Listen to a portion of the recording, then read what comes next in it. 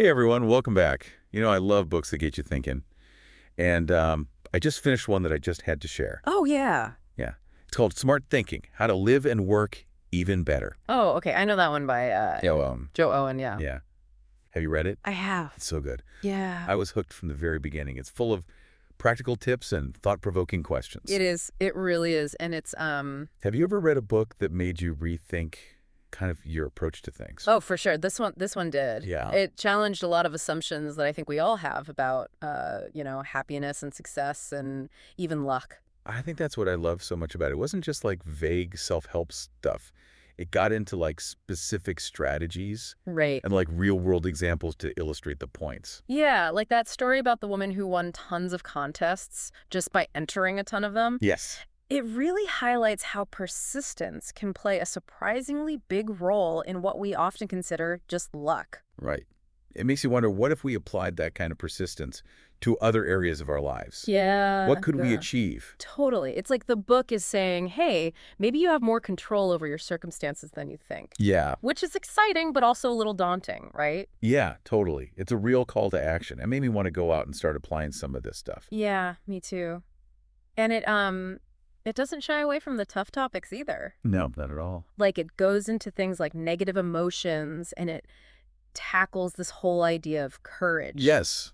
And it like reframes it in a way that's really empowering. Yeah. Like it argues that courage isn't this like innate quality you either have or you don't, Yeah. but it's something that we can actually cultivate. It's like building a muscle, you Yeah. know? Yeah. The more we practice facing our fears, the braver we become. And the book provides some really practical tips on how to do that. I love that. Makes those big, scary goals feel a little more attainable. Speaking of goals, the book section on decision making was so timely for me. It really resonated with how much uncertainty we're all facing these days. Yeah, You know what I mean? absolutely. It talks about the importance of being adaptable and even preferring action over analysis in certain situations. Uh-huh. Sometimes we get so caught up in overthinking Yes, that we forget to just take that first step. totally. And it reminds us that mistakes are inevitable, Mm-hmm. but they're also valuable learning opportunities. Absolutely. All right. I really appreciated that perspective. Yeah. Give yourself permission to experiment, to try things, and to learn from the outcomes, even if they're not perfect. Exactly. Yeah. And the book emphasizes the importance of self-awareness in that process. Yeah. Like knowing what motivates you, what your values are, and ultimately what you want to achieve. That's crucial because once you have that clarity, the decision-making process becomes a lot easier. Mm. It's like you have a compass guiding you. Oh, I love that analogy. It's like the book is giving you the tools to navigate your own journey, Mm-hmm. which brings me to one of the simplest yet most impactful ideas in the book, Mm-hmm. the power of writing things down, Oh, yes. right? It sounds so basic. I know. But the book highlights how writing can help us clarify our thoughts, boost our memory, even reduce stress. Yeah, I've been trying to incorporate more journaling into my routine, and it's really made a difference. me too. Yeah. It's amazing how something as simple as putting pen to paper can have such a profound impact. Absolutely. And the book also delves into the benefits of routines, Yes. which I know we've both talked about before. Absolutely. Routines can be such a game changer. The book gives some interesting examples of high achievers like President Obama and Mark Zuckerberg who rely on routines to streamline their lives. It makes sense, right? When you have those established routines, you free up so much mental space for the more important things. Totally. And the book provides a lot of practical tips on how to create routines that work for you. Whether it's a morning routine, a work routine, or even a routine for dealing with those inevitable moments of stress and overwhelm. Yeah. So we've covered happiness, luck, courage, decision-making, writing things down, routines, and we're just scratching the surface here. We are. We really are. And remember, we haven't even touched on the chapters about thinking traps, how to handle negative emotions, or that fascinating section on predicting the future. I know, right? There's so much to unpack here. And we haven't even gotten to the part where the book dives into social dynamics and the power of likability. Oh, that was one of my favorite sections. Oh, good. We're going to get to that next. Yeah, I learned some really interesting things about how to build stronger relationships and avoid those common pitfalls that can sabotage our interactions with others. I can't wait to discuss that part. But for now, I think we've given our listeners a good taste of what this book is all about. Definitely. We've sparked some curiosity, and I'm sure they're eager to hear more.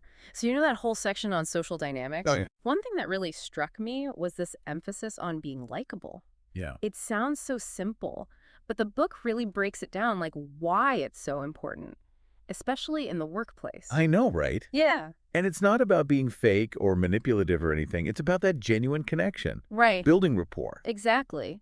And it gives some really fascinating examples, like that story about Paul, who works for MI6. Huh?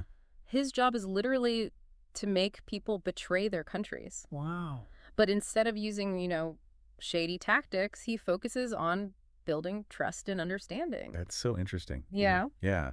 It really challenges like what we think about, being influential or persuasive. Totally. And the book provides some really practical tips on how to cultivate likability. Like, remember how it talks about being a good listener? Absolutely. Yeah. And not just passively listening, but like actively engaging with what the other person is saying. Yes. The book even suggests asking people about their favorite topic Oh, themselves. totally. Because let's face it, people love to talk about themselves. They do. But it's not just about letting them ramble on. It's about showing genuine interest, asking follow-up questions, really trying to understand their perspective. And remembering those details. Yes. It shows you care. Exactly. It's those small gestures that can make a big difference in building those relationships. But it also cautions against constantly comparing your experiences to theirs. Oh, yeah. You That know- competitive one-upmanship. Right. It can be such a conversation killer. It is. Like when someone's telling you about their vacation and you're like, oh, well, when I went there. Right. It completely shifts the focus. Yes. And it makes people feel like you're not really listening. Yeah. Or that you're more interested in talking about yourself. Which is the opposite of being likable. Totally. So, another thing that stood out to me in that section was the discussion about judging versus thinking. Oh, that was a good one. Yeah. It's so easy to fall into that trap of judging others, especially when we disagree with them or Yeah. we don't understand their choices. Totally. Yeah. But the book makes a really compelling case for why judging can actually hinder our thinking Yes. and prevent us from like learning and growing. It uses the example of working for a bad boss. Yeah. It's easy to get caught up in judging and complaining about them, but the book challenges us to ask, like, what can we learn from this person? Why did they succeed despite their flaws? Yeah. Because even a bad boss might have some valuable skills or insights we can glean. Exactly. And judging shuts down that opportunity. Yeah. It also creates division and conflict, Yeah. which is never helpful, whether it's at work or in our personal lives. So instead of judging, focus on understanding. Yes. Ask questions. Right. Try to see things from their perspective. It's about being curious, Yeah. not critical. It's not always easy, though. It's not. It's Right. not. But it's so much more productive in the long run. Yeah. The book also has this really interesting section on labels. Oh, yes. Those little boxes we put people in. And how limiting they can be, you Right. know? It gives the example of labeling someone as dangerous or criminal and how those labels can become self-fulfilling prophecies. That's so true. Like people treat them differently. Yeah. And then they might start to believe it themselves. It's a really powerful reminder to look beyond the label Yeah. and see the individual, Yeah. and also to be mindful of the labels we might unconsciously apply to ourselves. Oh, that's so important. Yeah. Like, I'm not good enough. I'm not creative.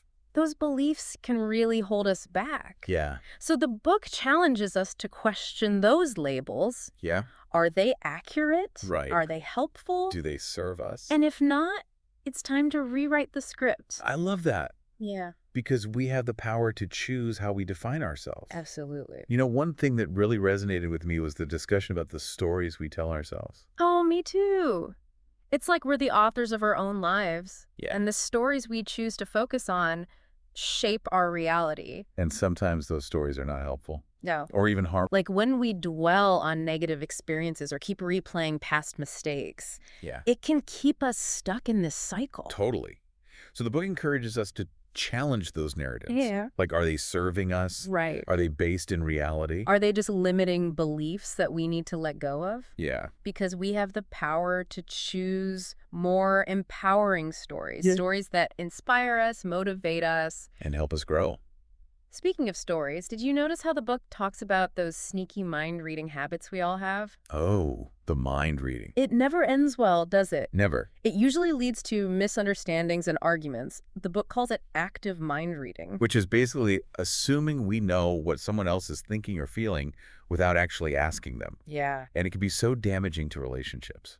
It is, because we often get it wrong. Yeah. We project our own thoughts and interpretations onto the other person. Yes. And then we react based on those assumptions. Right, which creates a whole cycle of Yeah. miscommunication. And So the book's advice is simple. Stop mind reading and start asking questions. It's such a basic concept, but it's so powerful. It is. Instead of assuming, just ask, what do you mean by that? Right. Or can you explain further? Yeah. How are you feeling? It opens up a dialogue Yeah. and allows for real understanding. It prevents so many arguments. It does. It prevents those unnecessary arguments fueled by assumptions. You know, I also appreciated the book's advice on how to disagree without being disagreeable. Oh, that's a good one. Because let's face it, disagreements are inevitable. They are. It's how we handle them that matters. Absolutely. And the book offers some fantastic tips. Yeah. Remember that example of the Friends, Romans, Countrymen speech Oh, yeah? from Shakespeare's Julius Caesar? Yeah, Mark Antony just masterfully uses rhetoric to win over a hostile crowd. It's a brilliant lesson It is. in persuasion and influence. And the book encourages us to apply those same principles. In our own lives, find common ground, listen with empathy, and then respectfully present your viewpoint.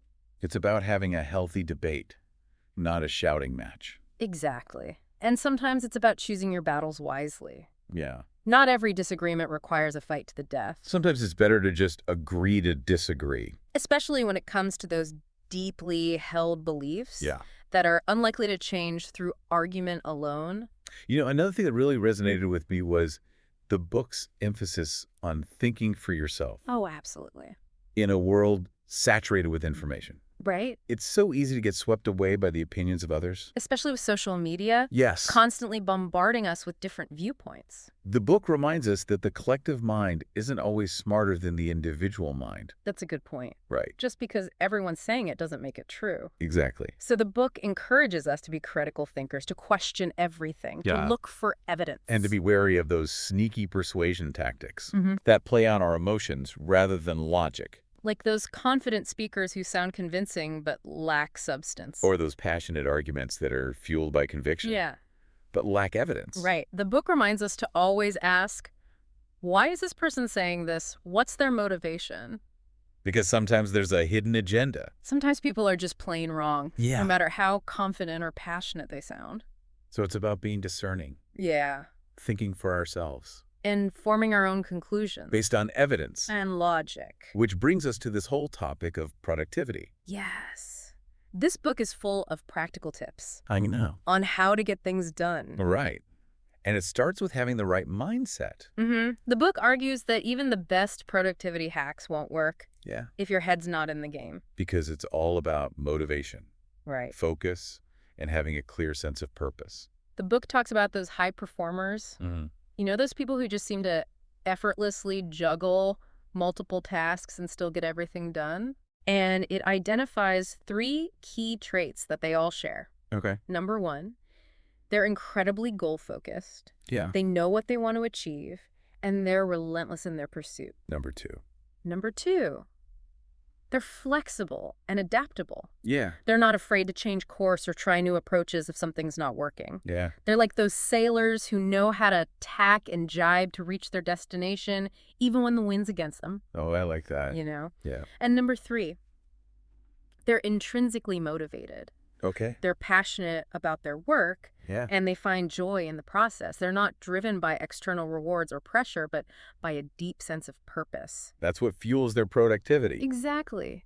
Now, the book also offers some great advice on establishing routines. Oh, yes. You know? Routines are a game changer. They are. They free up mental space for the important stuff. The book gives us examples of President Obama and Mark Zuckerberg, who both swear by routines. It makes sense. When you automate those mundane decisions, Yeah. you have more energy for the things that truly matter. Exactly. The book also stresses the importance of finding a routine that works for you. Yeah, Like, when and where are you most productive? right. What type of work environment suits you best? Because everyone's different. Yeah, What works for one person might not work for another. totally. Yeah.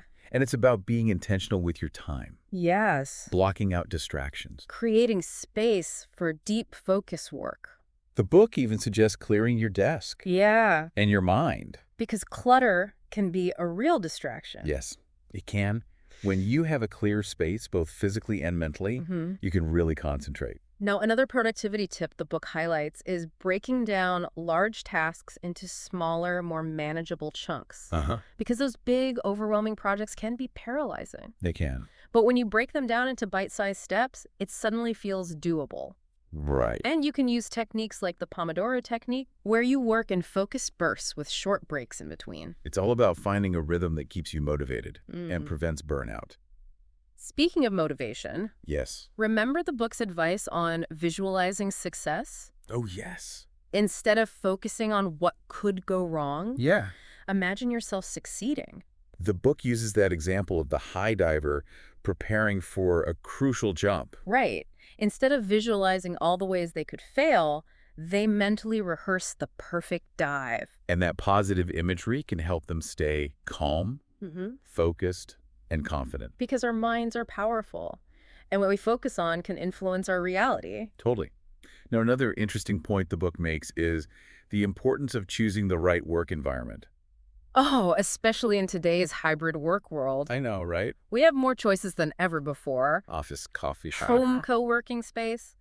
The book encourages us to be intentional about where we work. Yeah. Based on the type of task we need to accomplish. Because some tasks are better suited for certain environments. For example, collaborative work might be best done in the office, where you can have those face-to-face interactions. Right. While deep focus work might be better suited for a quiet home office or library, where you can minimize distractions. It's about knowing yourself, knowing your work style, and choosing the environment that optimizes your productivity. And speaking of optimizing productivity, remember how the book talks about the importance of writing things down? Oh, yes. The power of pen and paper. It seems so old school in today's digital age. It does. But the book argues that there's something magical about physically writing things down. Yeah. It helps us clarify our thoughts, Right. boost our memory, and even improve our sleep. Yeah. There's even research showing that writing a to-do list before bed can help you fall asleep faster. I've heard that too. Because it gets those worries out of your head and onto paper. Exactly. And when you write things down, you're more likely to remember them. Yes. It's like you're making a physical commitment to those ideas and tasks. And you know what else helps us stay committed? Having a strong sense of purpose. Right. The book talks about how purpose-driven people are more likely to be productive. Because they're not just working for a paycheck. Right. They're working towards something bigger than themselves. Something that gives their work meaning and significance. And that's what motivates them to keep going. Yeah. Even when things get tough. Now, here's another powerful concept the book explores. The power of routines. Oh, yes. Routines are like those invisible structures that support our success. They create order, reduce stress, and free up mental space for creativity and problem solving. The book uses the example of those elite sections of the armed forces, like the Royal Marine Commandos. They endure incredibly demanding training, And tests. but they also develop this deep sense of brotherhood and form lifelong bonds. Yeah. And part of what helps them through those challenges is having a clear routine. It provides a sense of stability, predictability, and control, Yeah. even in chaotic situations. It helps them stay focused, manage stress, perform at their best. And the book argues that we can all benefit from establishing routines in our own lives. Absolutely. Whether it's a morning routine, a work routine, or even a routine for dealing with difficult emotions. Routines help us create healthy habits. Yes. Manage our time effectively. Reduce decision fatigue. They're like those autopilot settings. Exactly. That allow us to operate more efficiently. Now,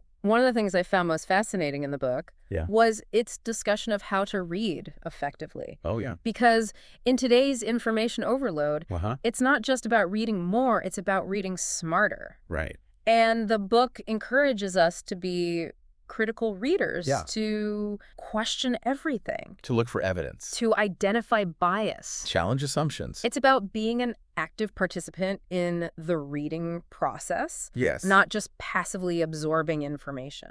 And the book offers some great tips for how to do that. Like, remember that suggestion to always ask, who wrote this? Why did they write it? What's their agenda? Because understanding the author's perspective can help us evaluate the information more critically. It's like being the detective, looking for clues Hmm. and piecing together the bigger picture. The book also cautions us against being swayed by confident speakers or passionate arguments. Right. Because emotion can be such a powerful persuasion tool, It can. but it's not always a reliable indicator of truth. No. So the book encourages us to look for evidence, Yeah. to be wary of jargon and long words that might be used to obfuscate rather than illuminate, Yeah. and to be especially cautious with legal documents Yes. because they're often written in a way that's intentionally difficult to understand. Right. The book even shares this hilarious example of this internet firm that inserted a clause into their free Wi-Fi terms and conditions, Uh-huh. asking users to give up their firstborn child. Oh, yeah. And Yeah. because nobody reads those things, they all technically agreed? It just goes to show that we need to be vigilant and think critically about what we're reading and agreeing to. Yeah, it is. It's like we have to be really savvy consumers of information these days, Yeah. especially in this day and age. Remember that section on statistics Oh, yeah? and how easily they can be manipulated? Oh, absolutely. It's like lies, damn lies in statistics, right? Oh, really? The book had some hilarious examples of how numbers could be twisted to support almost any argument. Yeah, like that one about the miracle product. Yes. That's 100% guaranteed to help you live longer. And it turns out it's just water. Right. We need water to survive, Yeah. but we're also all going to die eventually. Exactly. It's a perfect illustration of how stats can be misleading. Yeah. It's a good reminder to always look for the context behind the numbers. Yeah. Sometimes the way statistics are presented can actually obscure the truth rather than reveal it. Totally. And the book also talks about the dangers of confusing correlation with causation. Oh, yes. Just because two things happen at the same time doesn't mean one caused the other. Right. There were some funny examples in there, like the correlation between sociology degrees awarded and commercial satellite launches. Or the one about pizza consumption and global warming. Right. Clearly, eating more pizza doesn't cause more satellites to launch.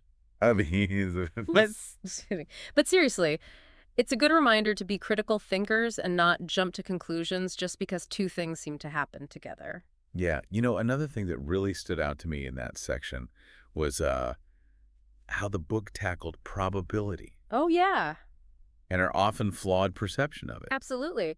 The book points out how humans are just not very good at estimating probability. Yeah. Like, we tend to overestimate the likelihood of rare events like winning the lottery Yeah. and underestimate the likelihood of more common events like getting into a car accident. Right. It's fascinating how our emotions can influence our perception of risk. Absolutely. The book even mentions how we're more likely to take risks when we're feeling confident, but when we're anxious, we tend to be more risk averse. Yeah, that makes sense. Our emotions can definitely cloud our judgment sometimes. For sure. So, the book encourages us to be aware of those emotional influences and try to make decisions based on logic and reason. Easier said than done sometimes, It is. but a good goal to strive for. It is. Speaking of practical advice, I found the section on spreadsheets to be quite insightful. Oh, yeah. Those beloved tools of the business world, but also potential sources of disaster. Oh, yeah. The book has some stories about major spreadsheet blunders, like that time a government agency lost billions of dollars because of a simple error. Oh, man. It's a good reminder that spreadsheets are only as good as the people creating them. Right. We need to be meticulous in our data entry and double-check those formulas. Absolutely. And the book gives some helpful tips on how to avoid those spreadsheet nightmares. Yes. Like always having someone else review your work before you hit send. Great advice. Yeah. You know, one concept I found really thought-provoking was that section on averages Oh, yeah. and how misleading they can be. Yeah, the book uses that great example about life expectancy in the Middle Ages. Yes. It could be anything from under 5 years old to 70 years old, depending on which average you use. It highlights how averages can be manipulated to tell different stories. Yeah. And we need to look beyond the average and consider the distribution of the data. Right. The average doesn't always represent the typical experience. Exactly. And then there's the risk of using the wrong average for the situation, like using the mean when the median would be more appropriate. Yeah, it's about choosing the right tool for the job and understanding the limitations of each measure. Couldn't agree more. Yeah. And finally, we can't forget about that fantastic section on compounding. Oh, yes. The power of small actions repeated over time. I love that story about the king and the chessboard. Oh, yes. You know, where the king is tricked by the seemingly small reward of a grain of rice on the first square, doubled each day for every square on the chessboard? Right. And by the end, he owes more rice than exists in the whole kingdom. More rice than exists on the planet Yeah, it's such a powerful illustration of how those small actions, when repeated consistently, Mm. can lead to exponential results. Whether it's saving money, investing, or building good habits, the key takeaway is to start early and stay consistent. The longer you compound, the greater the results. Absolutely. And on that note, I think we've covered a lot of ground today. We have. It's amazing how much practical wisdom and thought-provoking material is packed into smart thinking. I know, right? I feel like we could talk about this book for hours, We could. and we'd still just be scratching the surface. Absolutely. It's one of those books that stays with you long after you've finished reading it. Yeah, And it's definitely changed how I think about how I approach my work and my life. same here. If you read Smart Thinking, let us know what you thought. Yeah, what resonated with you? What are you putting into practice? Share your insights in the comments below. And if you enjoyed this deep dive, don't forget to subscribe to our channel for more thought-provoking discussions. Until next time, keep those minds sharp and stay curious.